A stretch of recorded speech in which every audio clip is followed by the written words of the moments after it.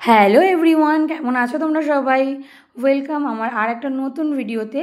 তো আমি তোমাদের সাথে আজকে শেয়ার করছি একটা সুন্দর হেয়ারস্টাইল।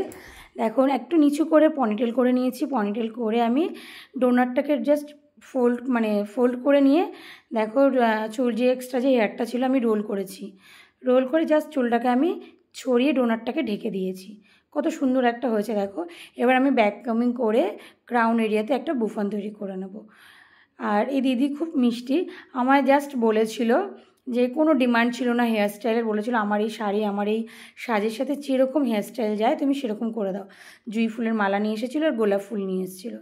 আমিও আমার মন মতন করে সময় ছিল বসে এই হেয়ারস্টাইলটা করেছিলাম। তো কেমন হয়েছে অবশ্যই কিন্তু তোমরা জানিও যে কেমন হয়েছে।